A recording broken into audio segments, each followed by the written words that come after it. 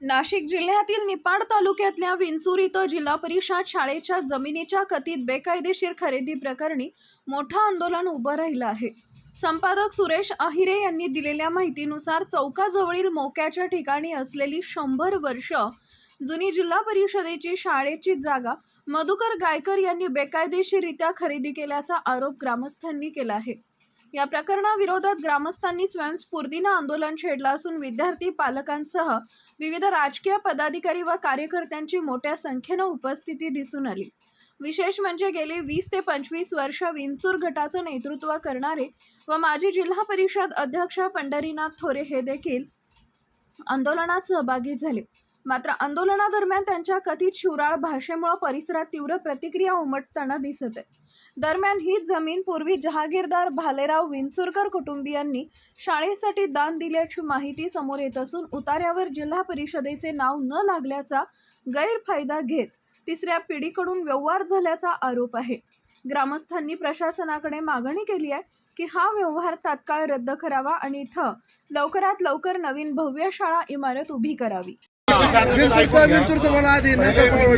शाळेचे मुलं बसले त्यांचा विषय आपल्या विंचूर गावात सिटी सर्वे लागू झालेला आहे। त्या सिटी सर्वेला आपल्या जिल्हा परिषद शाळेचं नाव लागलेलं आहे। कालची जे खरेदी झालेली आहे ती एक 7/12ची खरेदी झालेली आहे आणि ज्यावेळेस 2011च्या अनुषंगाने सर्वे होता ते सर्वे जे जिथं लागू झाले ते 7/12 बंद झालेलं आहे। त्या अनुषंगाने टेक्निकल गोष्टी राहिलेल्या असेल 7/12 याची तपासणी करून 7/12 बंद करण्यात येईल, ज्याने आता खरेदीचा संबंध राहणार नाही।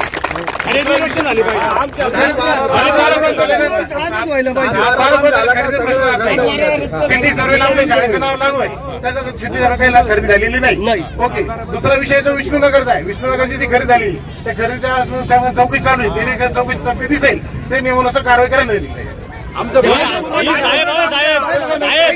ही खरेदी रद्द झाली पाहिजे आजची आज, मला माहित नाही काही आजच रद्द झाली पाहिजे। काही विषय नाही, खरेदी रद्द झाली पाहिजे। मला सांगा हिस्से पडले का काही?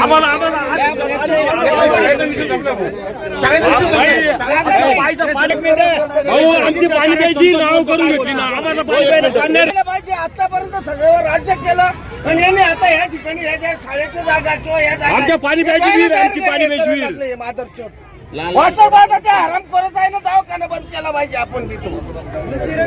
कारण की हे झालं सगळ्याचेच ना त्यांनी हे केलेलं आहे सगळ्या गोष्टी। काय याबाबत कोणी बोलत नव्हतं, या अगोदरच खरेदी झालेली आहे। खरेदी रद्द करायला काय सुद्धा आता सगळ्यांनी रद्द केलं पाहिजे, खरेदी झालं पाहिजे। कसं ते उठणार नाही, सगळं बांधून हे सगळं हरामखोर आहे, हे सगळे तुम्हाला सांगतो। बरोबर आहे भाऊ, हे आम्हाला आमची पाणी प्यायची नाव करून घेईल डायरेक्ट। एक मिनिट